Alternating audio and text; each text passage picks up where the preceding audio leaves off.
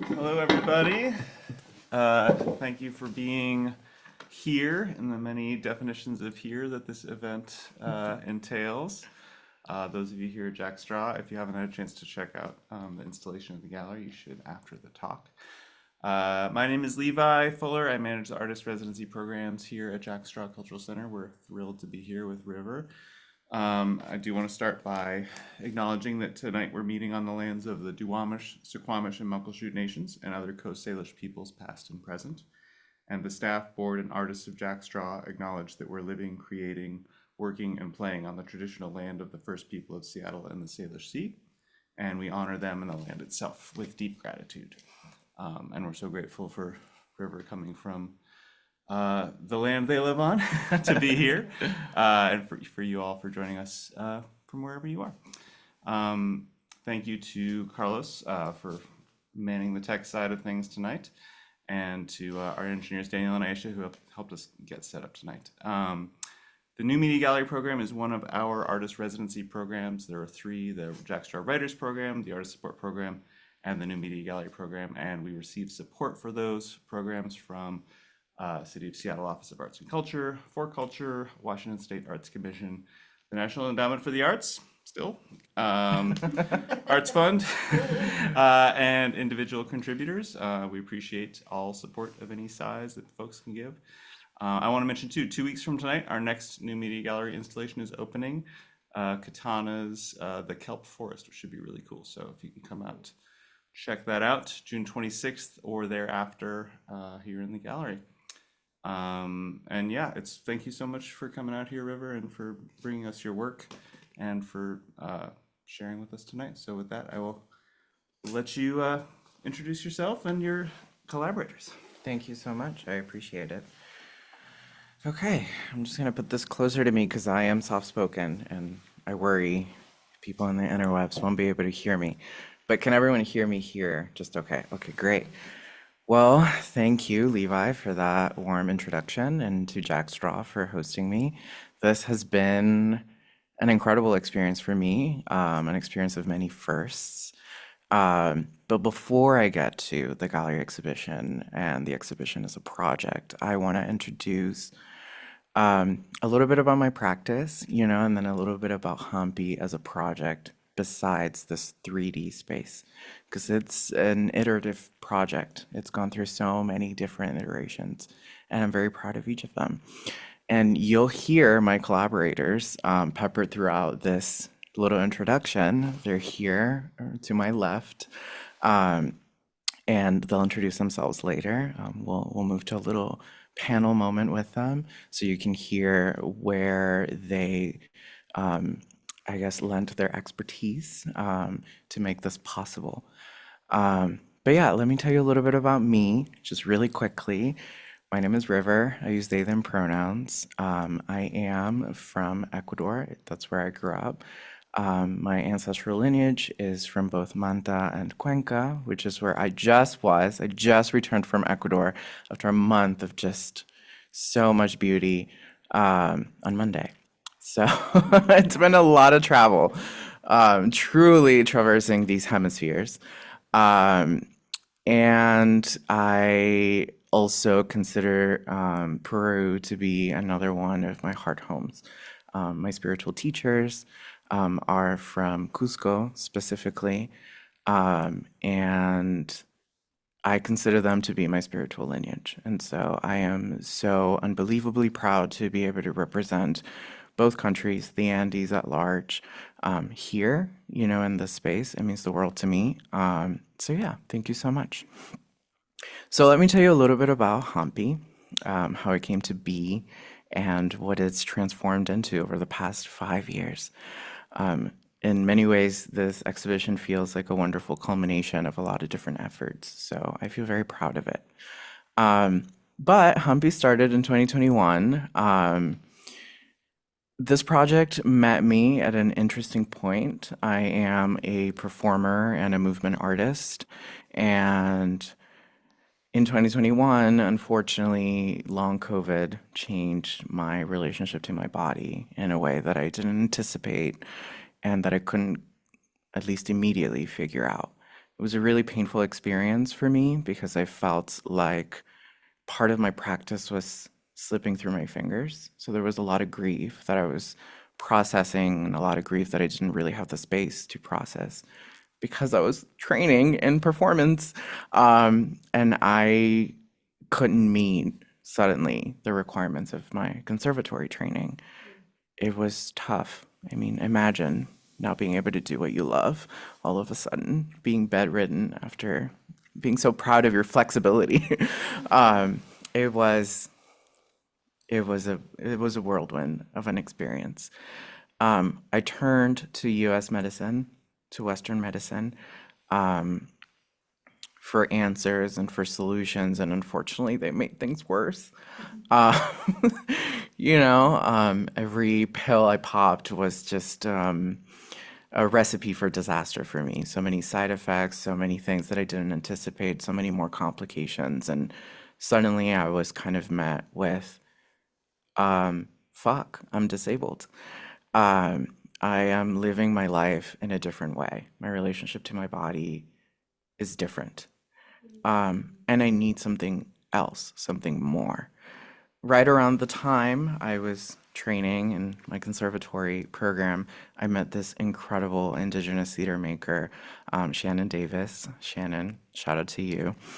And with her, I was truly just inspired to reconnect to my indigeneity, my indigenous roots, not only as a source of, I guess, information, but as a real source of healing.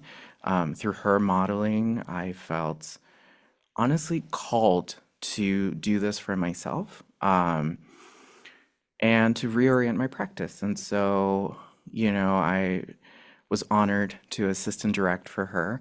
I learned so much from her modeling on just like what an arts practice really looks like. And a huge part of that is collaboration, which is why I wanted today to be collaborative and in this panel format. And I knew that my journey was not only mine, basically. It was very much connected to my land. And so serendipitously, which really doesn't really feel like a coincidence anymore because maybe everything is just written in the stars. My digital community introduced me to a different teacher, Marilu Shin, who also practices Andean traditional medicine. And she introduced me to this world, or reintroduced me really, because as a child, I definitely had access to it, but I wasn't a student of it. And with her and her teachings, I actually started to heal. I realized, right, that my joint issues, my connective tissue issues, extended beyond my body, right? It was a problem of disconnection from my homeland and from the traditional ways of my peoples. And so shortly after, I went back home after nearly a decade of disconnection. I was navigating the first Trump presidency in the middle of my gender transition as well, and having documents in different names and different languages and different gender markers.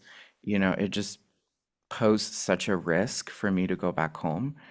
But as my body was at the time deteriorating, going home was a lifeline. I needed to go back home. So I made it back first to Ecuador, and then I decided to make it back to Peru to train with my teacher's teachers, the Apasa family from the Inca Medicine School. And a lifeline they were. Their teachings absolutely reframed my thinking around my position in the world, what was possible. It certainly expanded how I thought of health as more than just physical, right? I thought of it more as an alignment of body, mind, and spirit. I fully uncovered a lot in terms of how colonialism has also been sort of contouring my experiences across these hemispheres. And so much came from that experience. And so I journaled like never before. I photographed my every move, it felt like. And suddenly I had all this material that I thought was going to be my graduate thesis for my performance program, which it was. But it also started to transform into this collection of poems and short essays that you see in the book, which is outside if you want to get your own copy. Shameless plug.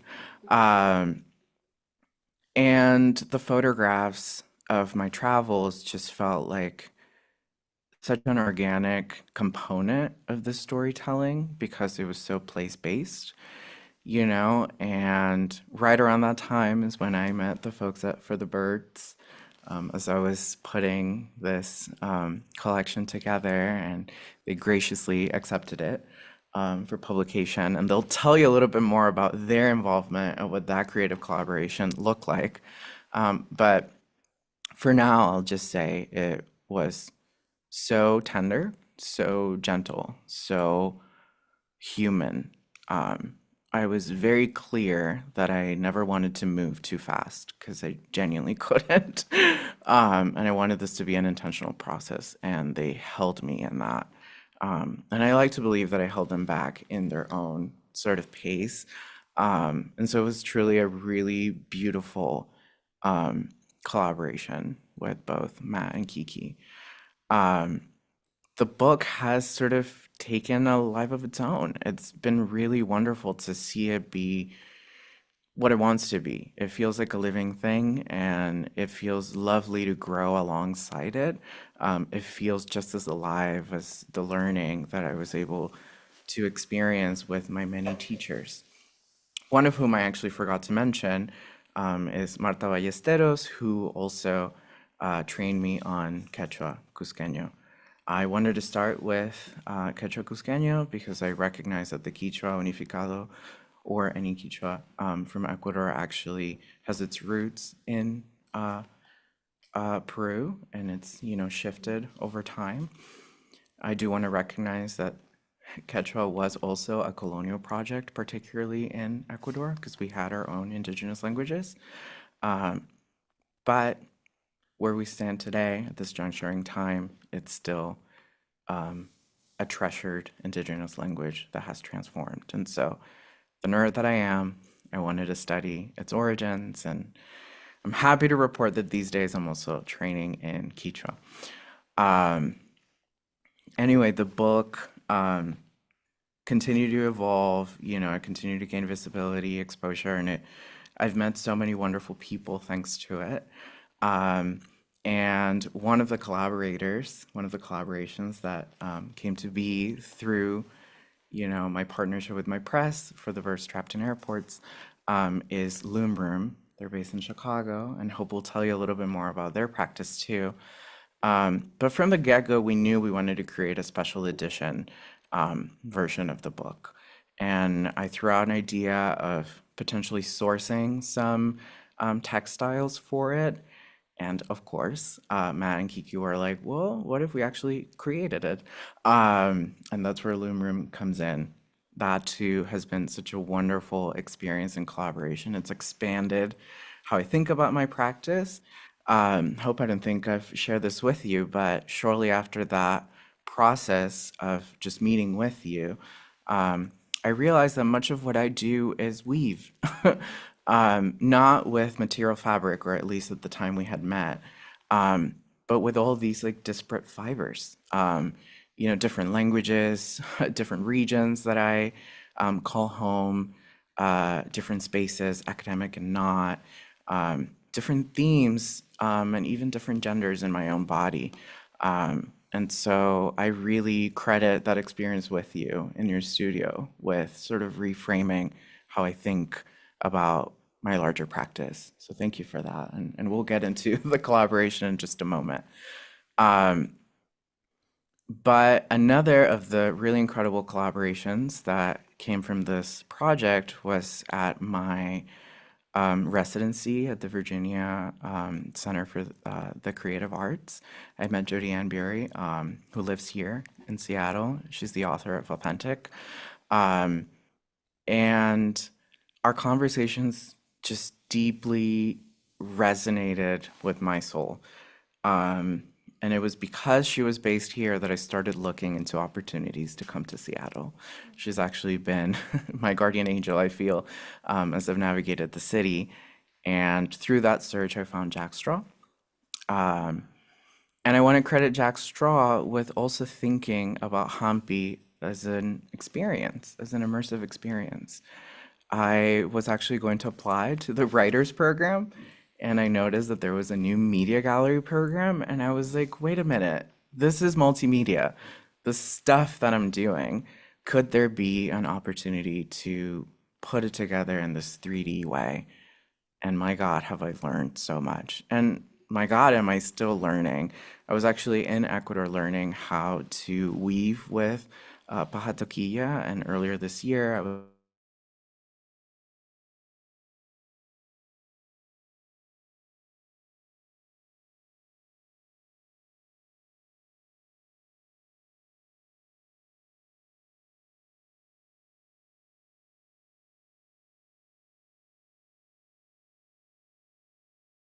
about this work, recording in progress.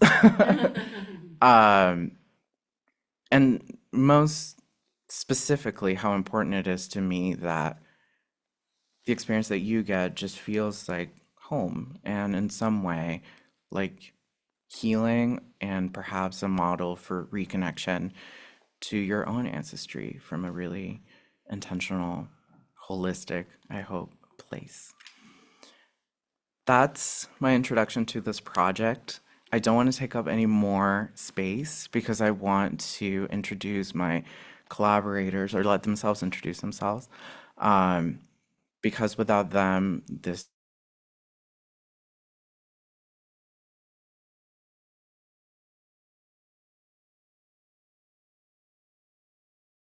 values that they very intentionally espouse, and their involvement in this project. So why don't we turn it to them? And my first question for them is to just introduce yourselves and your practice, specifically your creative ethos, um, and what's important to you as it relates to your practice. Why don't we start with Kiki?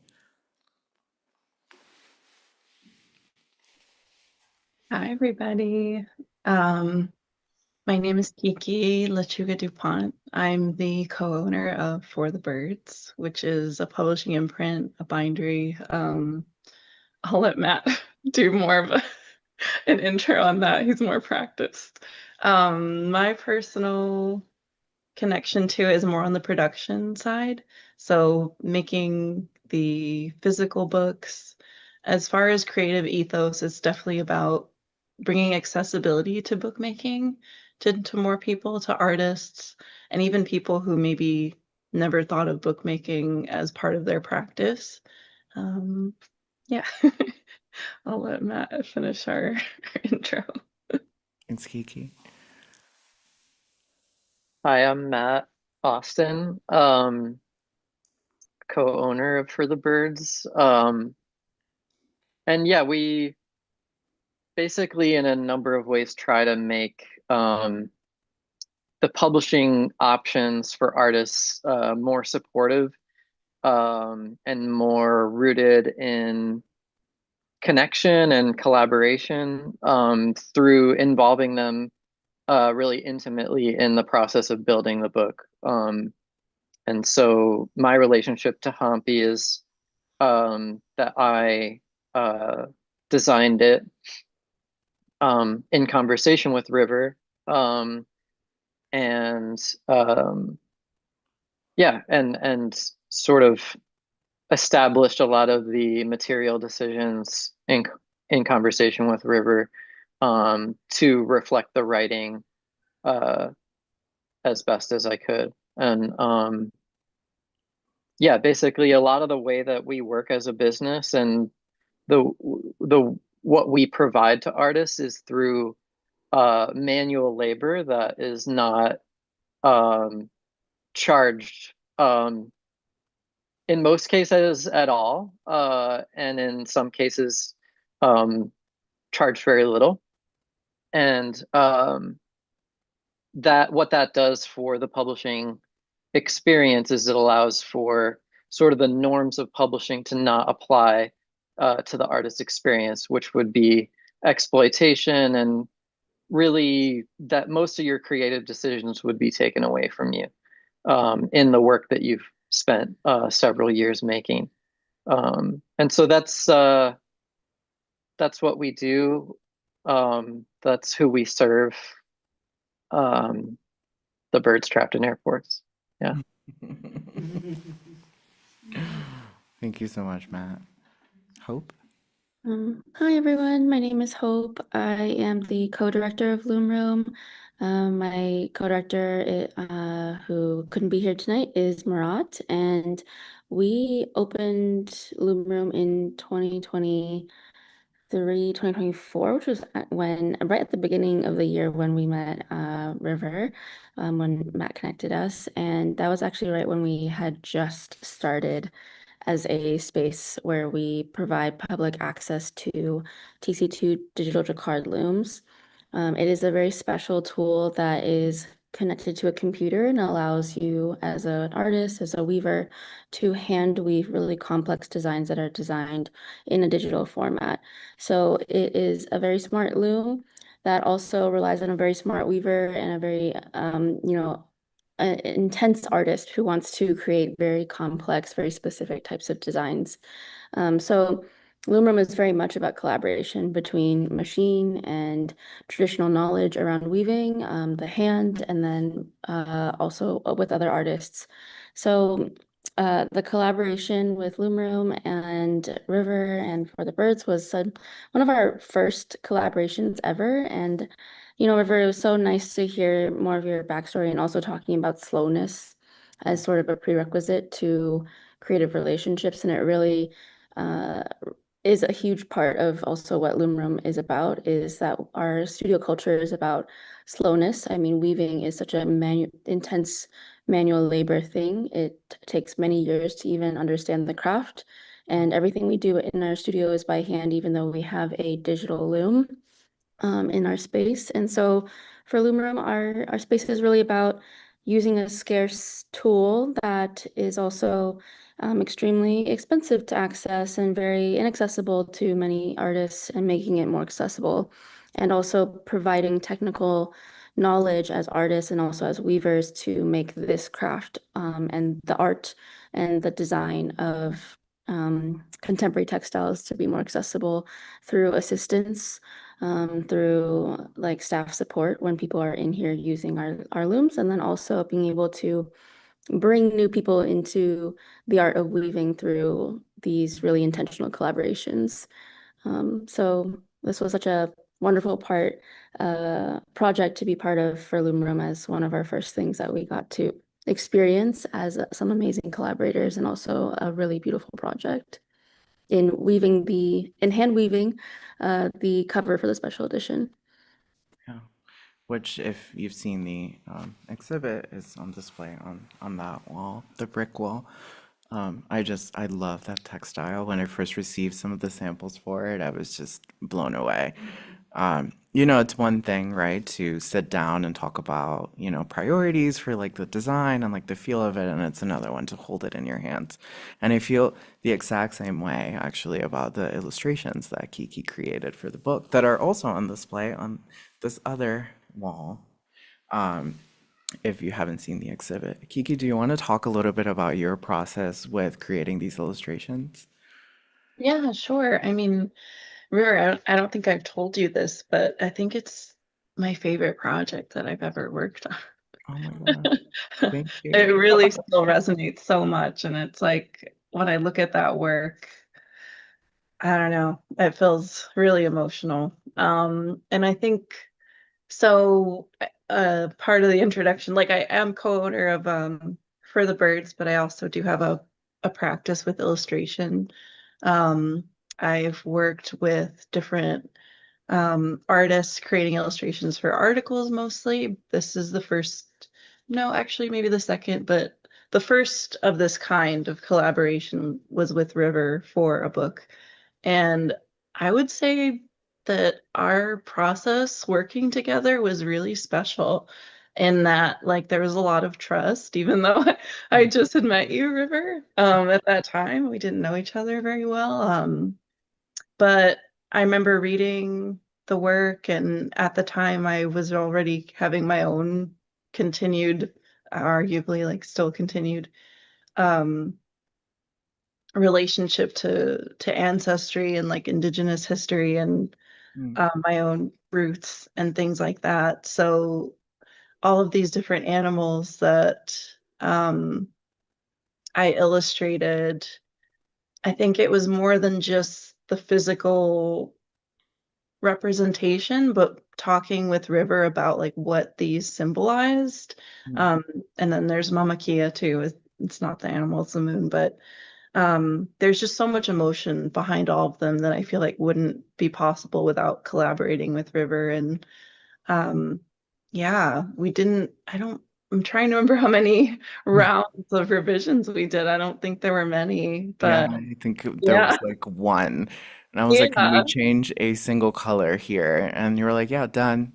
And I was like, great, it's done because it truly felt perfect. Like I feel like you captured exactly what I was going for, even with like the movement of them, or like the openness. Because each of these, and I'll take this little second to kind of Please do. explain the cosmovision, but each of these, right, chapters, um, they're in conversation with the sacred animals. And so each of them sort of carry a very specific energy. And so, for example, Amaru, the sacred snake, lives in the underworld, right? And so it had to have sort of a really imposing, I would say, like really strong energy, right? And then Uturunku, the sacred jaguar, it moves through our realm, right? And I really wanted to capture almost like its sensuality, and that was so beautifully captured in that illustration.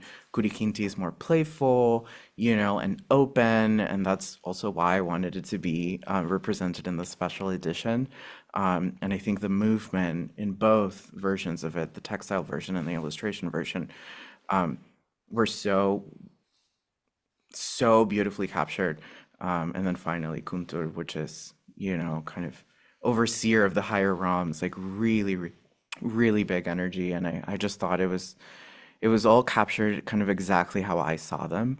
And I think that's the beauty of what happens in slow work, and work that you can like meditate with, and work that you can truly access a spiritual place with. You need time for that. And you also need, in my opinion, right, to let go of any sort of expectation, and make room for play and experimentation instead. And I feel like, immediately we just kind of like saw each other and we got it. You uh, really did. it was so lovely working with you on that part Yeah. of the project, and then every other part of the project that you've touched. Matt, do you want to add any thoughts to the design process? And do you want to talk a little bit about the cohort model that I was part of? You were starting to talk a little bit about providing support through labor, but if you want to offer more details around what that looked like as an independent press, that would be great. Sure, yeah. I'll start with the design. And uh forgive me ahead of time because I most of what I do in this business is purely intuitive, so the articulation is not always there because it's more just like a feeling or I don't know. But um I remember speaking with you after I read HAMPI for the first time, and I think I just kept repeating like this just made me feel so good. And so I was trying to take that and make creative aesthetic decisions that feel good, that are like affirming and comforting, and spacious and open. And, so trying to shape that, with the cream paper and the dust jacket and all of it was only possible through our conversations. None of these ideas would have happened on my own. It was really through talking that the design was generated. And so I can't take full credit for the design because I just think so much of it was just translating our conversations into materials and decisions like that. But yeah, For the Birds is the third iteration that I've done of this work, of these kinds of small businesses in publishing. So this is like my 14th year of doing it, and the goal has always been finding some way to survive a business within capitalism that offers something else. And I think as I get older, I think what I'm more coming to terms with and realizing is that when you do something like that, when you pursue something like that, there has to be an end point. It can't just go on forever because it doesn't sort of agree with the capitalistic surroundings. And so at a certain point, some combination of conditions will close it down. And that's been the case for each iteration as we're experiencing right now, transitioning out of LA and then into Mendocino, where we've been offered a really like low rent former kindergarten classroom that Kiki's in right now. And we're sort of like in a space-time continuum this moment. I'm in the old chapter, Kiki's in the new at the exact same time. And so but yeah, in this most latest iteration of the business model, we tried doing what we called cohort publishing, which is where artists would be in a cohort of 5. And the business only made it through one cohort, or one and a half. But basically the concept was like trying to form a structure where it was sort of built into the business that the artists care for each other, and are in conversation with one another and are aware of one another. And so in this business model, the artists share the profits equally from their books. And so even if a book is not profiting, the books that are will be redistributed to all 5 people. And so we have been managing that and working that way for the past 3.5 years. And yeah, so River was a part of that first cohort. And obviously with the sort of the conditions that have sort of forced the closure of this chapter is really tariffs, would be, I would say, the biggest impact. I would say we've been struggling the whole time, but last March was sort of where it became completely untenable. And so I would say that's the reason, the sort of combination of that and like inflation, that our expenses needing to be less to just exist is really mandatory for us to continue. So that's why we'll be moving to where we're moving. It'll be about like a third of the price of rent. So who knows what the next iteration will look like. But yeah, it's certain to say that taking inspiration from our relationship with River will undoubtedly be a guiding part of that next chapter for sure. That's so sweet. Thank you so Yeah. much. Yeah, I really thank you for sharing your perspectives on like the truly like the BTS of publishing, right?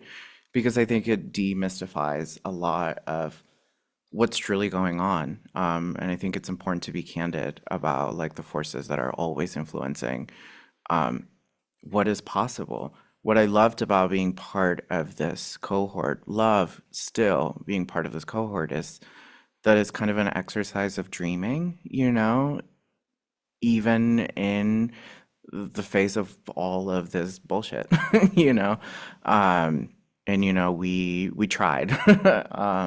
And I think that that alone is, I don't know, it's something worthy of celebration, and I think we all really truly grew from it. And I hope, right, as hopefully things stabilize at some point. um, I'm really trying to practice hope here, can you tell? That these kinds of models are possible again, or that they continue to like orient our thinking around advocacy, right? Like why funding in the arts is so unbelievably important, especially for these smaller organizations that are kind of really trying to recreate the landscape, and truly support the artists that they collaborate with. Hope, do you want to talk a little bit about your involvement in the project, how it came to you? I didn't go into too many details, but you can talk about our initial conversation, the creative side of this, and also the logistical aspects of it. Yeah, anything you want to offer in terms of Loom Room X for the birds. Yeah. I feel like it's been a while. I'm trying to reach back into my brain to our initial conversation, but I mean, I think you were in Chicago for the weekend or the weekend. We were like, come see the studio, come see the looms. Everyone has a different idea of what a digital loom means in their head. So let's just introduce you to what that actually means and what that means to hand weave something at this scale as well. And also just to get to know each other and one, explain the labor behind it, and then also just get to understand like what you're thinking in terms of the vision for the book cover. And I remember you had mentioned your general palette of like earth tones, browns, greens, beiges, and you sent us a like swatch palette, and Marat was like, we can do all of them. So we were Yeah. like, we don't have to pick one of them, we can do all of them. And yeah, we were also just talking about like the hummingbird as a motif of transformation, of movement, and it just felt very much I don't know, I felt like the pieces kind of fell in place together. And I remember showing you some like different images, I think from maybe Google Images, of like things that you were inspired by, thinking about Andean textiles and then motifs. And I think, landed on something that was quite different probably from your original inspirations, and the things that you were thinking about. But I loved that it almost again felt natural, like, oh yeah, we like that, we can do that, we can sort of fit that into the design and think about how that can become like a material object. And of course, also the way that Loom Room was structured is that we rent our looms out to other artists to weave their independent projects. So we had already committed rental time, like at least 6 months out. So I was like, the earliest we can work on this is 6 months. And everyone was like, great, slow is good. That's like, that works. That's probably the earliest we were going to think about it. And so that was something that we were like, okay, it's great that we have this time to think more, and maybe we can have more conversations about how this could translate into a woven object. And of course, things in our first year of being open, everything in terms of timing and predictions often got shuffled around. So we're like, okay, actually, this is going to be more like December. And everyone was really gracious about that. And I really appreciate that. And I think I was also kind of trying to unlearn some of the pressure that I was feeling in terms of, yeah, meeting deadlines. And I think it was really beautiful and, another sign of a wonderful collaboration or at least working relationship when it comes to making art, that everyone was like, that's totally fine. Because I actually, in that same year, we had worked with another artist who, I'll just, in short, they were not very into the idea of slowness, of things progressing naturally. And that was a very tough collaboration that I learned a lot from. And I think it was just another sign of like, okay, like the things that are slow, that understand that life happens, or that sometimes you predict your time and your capacity differently, or yeah, your time and capacity disappear overnight. I think that was something that felt, okay, this feels good. And that has been a gut feeling that I've really run with ever since then. But anyway, it took a long time for us to eventually get to actually weaving this piece. But Marat had this amazing idea again, because he was thinking about, okay, we can do all the colors in your color palette. Actually, let's do a gradient between every single color in that palette. And let's do this manually. And by that, I mean, we wound green to brown to beige to like a manual gradient. Every single thread was shifted and swapped out across the width of the loom. And yeah, it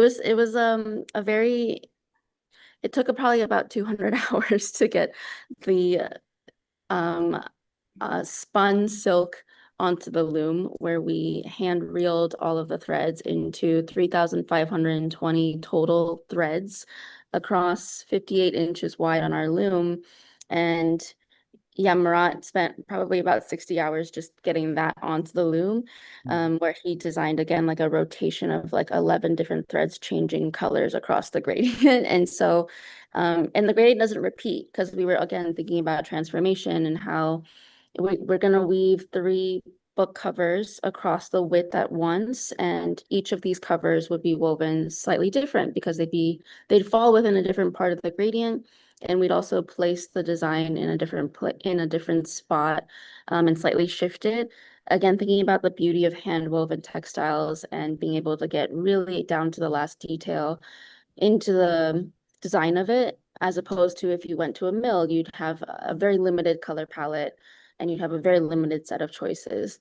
And so we also moved studios in the middle of this project. So we like rolled this beam up and then moved studios, reinstalled our loom, and then finally continued weaving the project.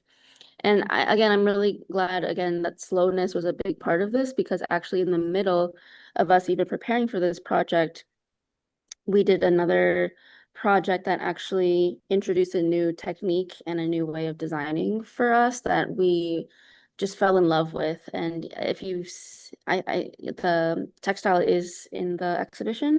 So I think for those who are there in person, you can see that there's like waves of silk that are not woven in place. They're sitting behind threads. And that was something that we had actually learned to do in between preparing the warp and for another project. And so both Marat and I are like, this is something that feels really close to both the idea of transformation and movement, and also just the most beautiful thing that we've woven before. So we were just like, we need to put this into the book cover.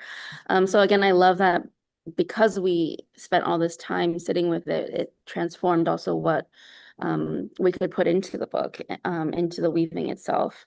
And so all that to say, this took over a year to complete since our first initial conversation. And I'm really grateful again for everyone being very much about the slowness, about the development, the organic development of what the project could be. But yeah, that's kind of how it came together. And I ended up weaving the set of covers, and again wanted to make sure that every single cover would have a slight difference to it. So if you've gotten to see any of the books, you'll know that no one cover is the same. And I felt like that would really align with the idea of transformation, of chance, and just yeah, kind of the beauty of things being done by hand and slowly, where every line is woven by a person who's thinking about and paying attention to the details. I'm so glad that you're, bringing that back up, because that is definitely one of my sort of North Stars, right? Is to kind of move at the pace of trust and also the pace of our bodies. And that's definitely something that I always felt really comfortable with, because, I mean, the freedom that this project has afforded me, right? has fully reoriented my practice to the point that, deadlines just feel so silly. Like, what do you mean? Like, it's a deadline versus a potentially transformative experience. So what do you think I'll choose? I'll go for the transformative experience, the experience that will push my practice, the experience that will lead to something just so much fuller, right? Than maybe something rushed or incomplete or something that like breaks the trust, between the collaborators. I just don't know that that's a cost that I'm willing to incur, I guess. And yeah, I think through this process, I was also reaffirmed time and time again that we were going to be just fine. In fact, like literally shortly after we wrapped up the hardcover, the special edition, I was on my way here to make a part of the exhibition.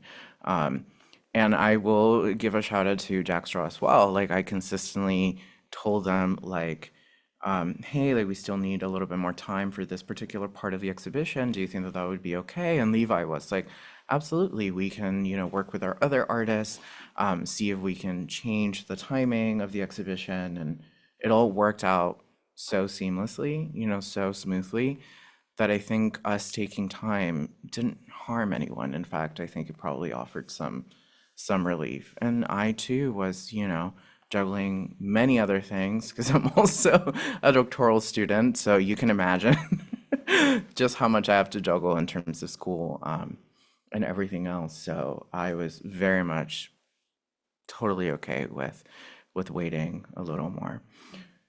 So why don't we move on to my final question for you all, and then if you have any questions, we can open it up for questions too. But my final question is, what would you offer to maybe others around collaboration? Like, what are some of the things that you've learned through this process that you would like to maybe offer your previous former self, or potentially others in the room? Any nuggets of wisdom that you would like to leave us with? Um, I I've tried like articulating this a number of times, like through conversations with artists or other like manual labor like service small businesses. Uh, and I feel like, and I've used you, River, multiple times as an example of, I feel like when you are like embarking on a collaboration, often, obviously, part of that process is that you are looking for help with something, or looking for a particular result. That's sort of embedded in collaboration.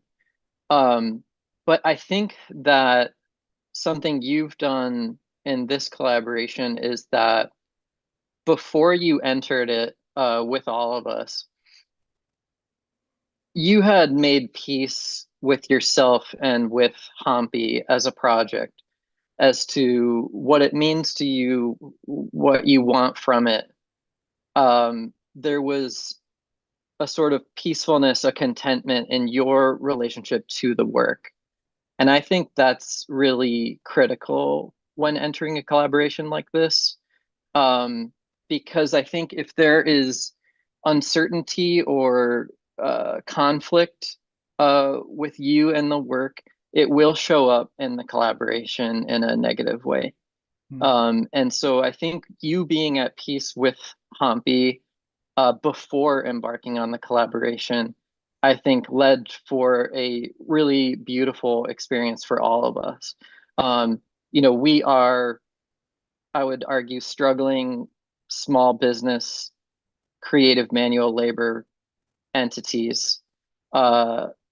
If we were to do a dollar to dollar amount to quantify our hours, it will make no sense to anyone. So really the currency is, healthy, positive interaction. You have always come to us and said, how can I help? What can I bring to this? Much faster than you've ever asked for something. And so I think, that makes us feel really seen and valued in our craft, which, yeah, just has led to just, I think it leads to these beautiful iterations of your practice, where we all feel cared for in it. Um, and yeah, and like, I should say that also to Hope and Marat is like, I remember texting anxiously, being like, hey, I unwound the roll, like, which way is the front, which way is the back? And Hope was just like, we want you to decide. We don't know, like, it's really just up to you. And that atmosphere of openness and acceptance has led to so many like really wonderful parts of this project. Something that I want to shout out and appreciate is when one of our team members, Jessica Lee, was um, bonding the weaving to the paper for to be able to convert it into a book cover for wrapping. She was like, is there a ribbon to this book? And we were like, no. And she was like, I think there should be a ribbon.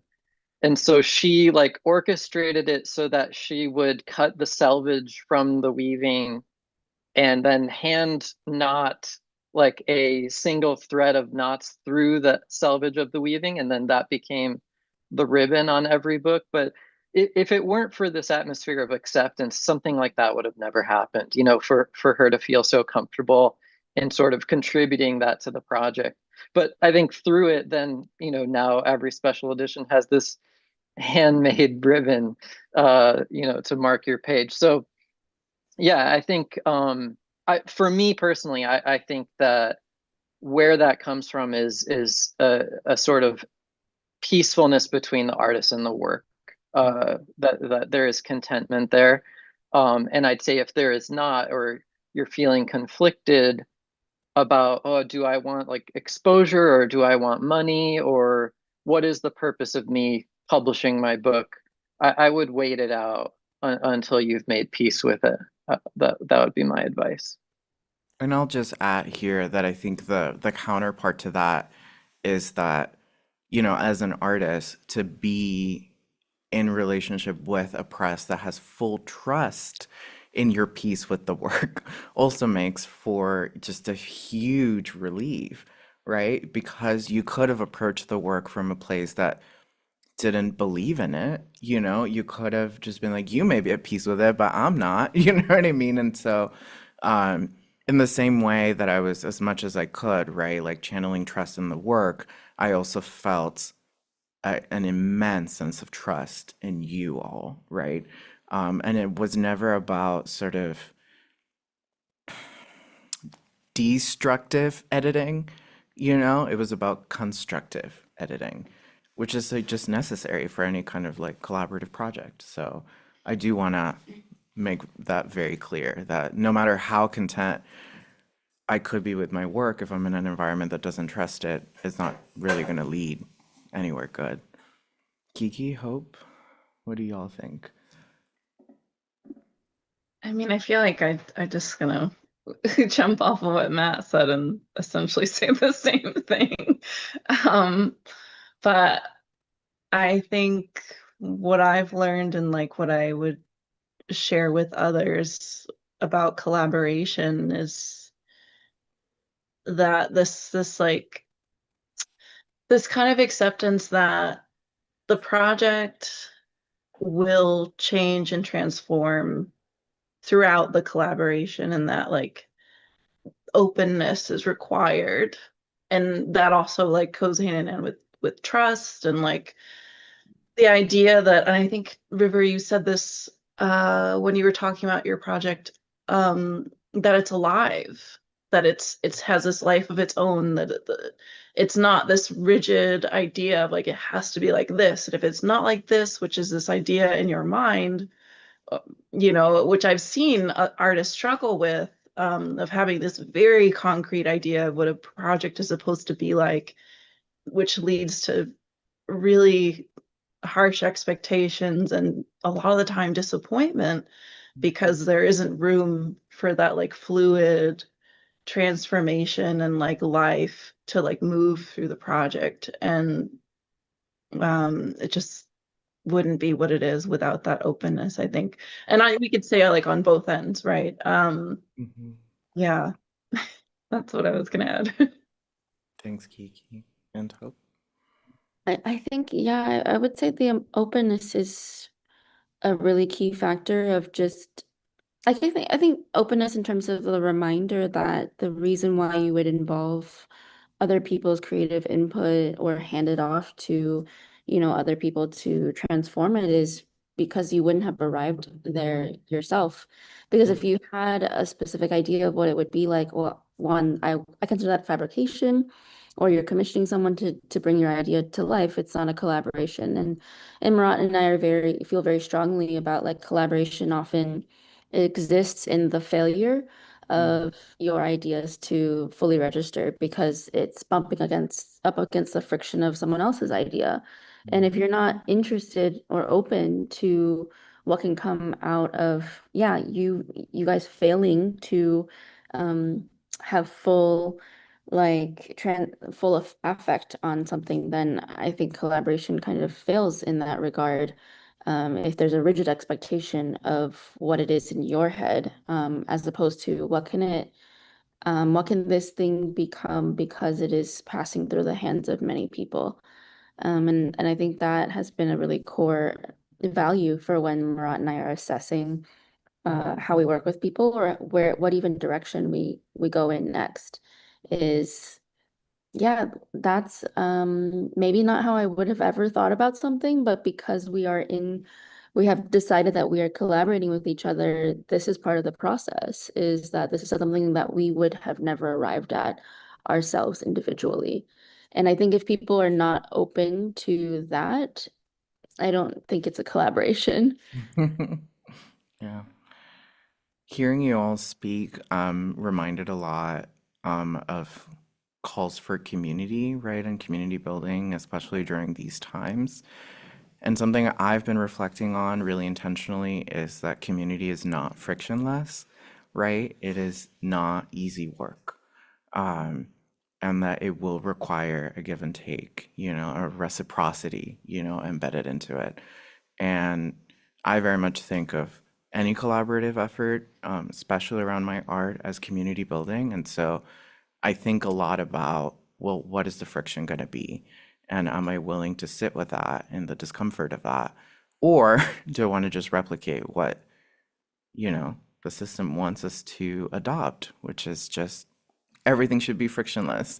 You should have a finished project in a week and it should be delivered to you overnight through Amazon Prime. You know what I mean? Like, that's just not the world that I believe in, And so I think, I guess, walking the walk is, making space and time for where friction might come up. And I mean that in like a very broad sense, It could be interpersonal, it could be, the unanticipated things that happen with all these systems that are in place, So yeah, that's something that I definitely consider very, very intentionally each time I engage in collaboration. Thank you all so much. If anyone in the room has a question, would be happy to take any questions. But thank you so much, all three of you, all four of you. I was wondering how many of the special edition books were made. So the question, I'm not sure if you could hear, but the question was how many of the special edition books were made? And the answer to that is 15. So it is a very special edition, I'd like to think. Yes. Thank you so much for talking about the process and also some of the challenges. I guess I wanted to ask a question about economics, Yeah.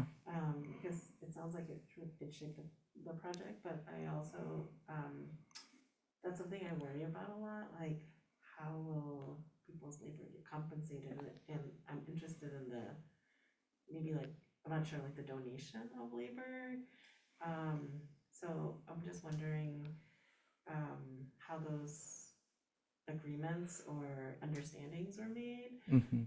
whether that shifted, and, yeah, what were the lessons from that? Yeah, so the question is about, I guess specifically the cohort model and the donation of labor and coming to those agreements and whether or not they shifted. And I can answer from my perspective, and then maybe Matt, if you want to add anything to it. Um, so I entered into the agreement of a cohort model, right? And so the beautiful thing about this offering was that I knew from the get-go that I would not be, certainly not as an individual, right, responsible for the production costs. And that was something that the press was willing in this model to offer, right? Part of that is, and I'm sure Matt will have a better explanation for this, but part of that was because they would donate their labor, right? And they would not be sort of renting to me, right, their production technology, basically. Um, and then the expectation was always that we would share profits, and we have throughout the past few years, um, of the entire cohort, and that's what's been divided equally. And so, but that didn't, so there was an upfront donation of labor, right? Profiting from this particular project would mean paying for that labor, right? So anything that's above the production costs is the profit. And so ultimately, the sales do contribute to everyone's piece of the pie, so to speak. And then, Matt, do you want to talk a little bit about also like some of the creativity around like having special editions and like working with, different like, I guess, institutions, right, that are interested in supporting this work and, any other experiences that you might want to add to that? That's an excellent question. It's a very Yeah. real Yeah. consideration in this world. So, Matt, please enlighten us. Yeah, it is a great question. Yeah, so River is exactly right on sort of the how the structure was built to sustain. Ultimately, um, what that is Kiki and I taking the financial risk of each project, and doing the work to help the artist with sales by going to book fairs in particular is the biggest sort of venue for representing the book, and then obviously the events that River does on their own as well, um, and providing them with books when needed. And so um, that was sort of the built structure. We managed it well for about 3 years, and then when the tariffs hit, it sort of toppled the whole concept because much of the control that we had over the production costs went completely away. So, March of last year, toner shipments from Japan were completely halted, so we couldn't print for about 3.5 weeks. That basically shut the whole business down for 3.5 weeks, which meant that we couldn't do other jobs that pay for all these publishing projects. So that sort of like kicked things so far behind that it was never able to be caught up again. And I can't remember initially when we let you all know that we were looking to close things down, but it was a few months later when we just sort of realized, you know, objectively speaking, there's just not enough customers anymore for this to even be possible. So the shift that I would say has taken place is simply that, we emailed everybody and said, here are the conditions that we're dealing with. We're going to follow up with you around now, like once we get to Mendocino, and sort of create new contracts that are fair to everybody. But the cohort model is really fully unsustainable at this point, just because we've really, due to the economic conditions, we've pretty much fully lost control of the production costs. Paper costs have skyrocketed, the printing costs have skyrocketed, shipping costs. Like every single material that we use in the bookmaking process has been tariffed.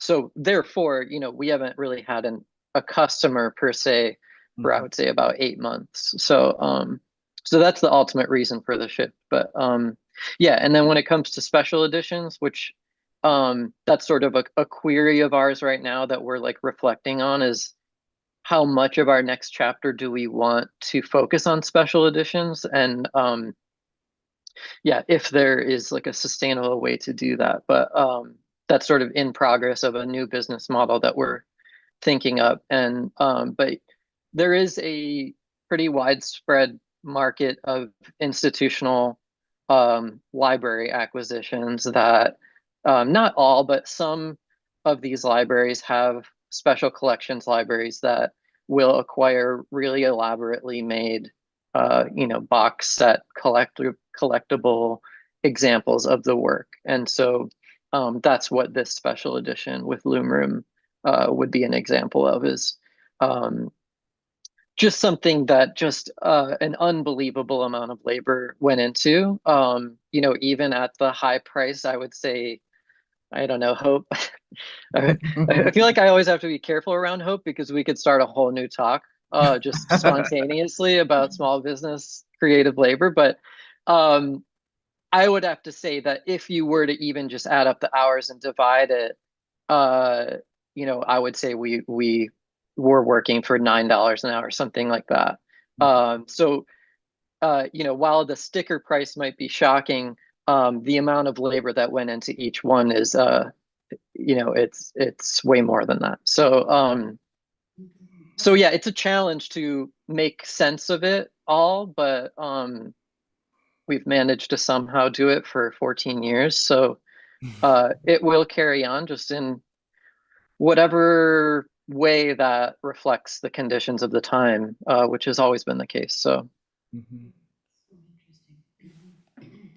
you tell us Maybe I could also add. what's the price?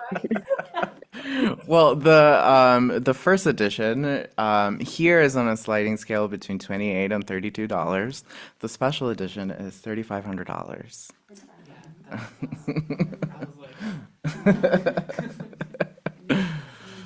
River. Yeah. If I could also maybe add some of the economics from Loom Room side, is please. that we try to do a lot of experimental designs for our warps on our loom. And by warp, for anyone who's not familiar with weaving, is the unwoven yarn that goes onto the loom and then is lifted and up and down for weaving with weft that then creates cloth. So for us, what we do at Loom Room is that we pre-design and pre-install the warp onto the looms, that when people come to weave on it, that they're renting, that they can then start weaving immediately without the anywhere from like 50 to 200 hours of setup that it would take for them to even do it. So part of that accessibility at Loom Room is that we provide this service that is very technical and very labor intensive.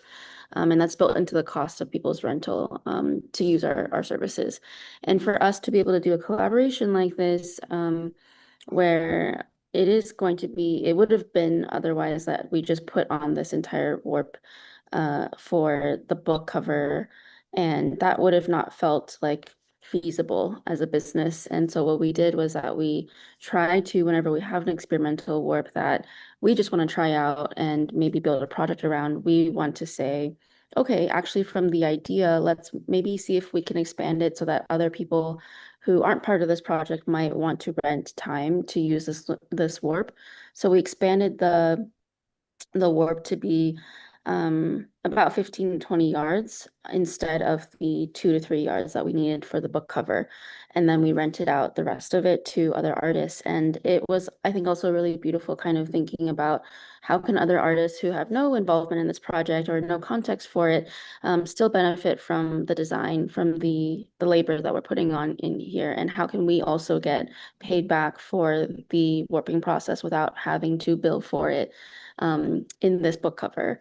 So that's kind of how we also try to make a collaboration also benefit a lot more artists than just beyond the people directly involved into it. So yeah, we had about 4 other artists who wove on this warp and designed very different things in response to it. And that also felt like another way to sort of be able to expand the reach of this project. Which I love to think about that, right? Like the fact that this conversation turned into that sort of incubator of sorts, right? And I played a small little part in these projects that followed, and made it sustainable for you all to engage in the work. Thank you so much. I think that's it. Yeah. Thank you. All right. Thank you all so much. I so appreciate being in conversation and collaboration. Yes. Amazing. Thank you. I was like looking at the photo, I was like, that person looks familiar. Yes, exactly. Alrighty, y'all. Thank you so much. Hopefully we get to do this again in August. I'll send more information later. Ciao. Bye. Hi. Well, yeah, and but you know, give it a new owner. Right. So does the university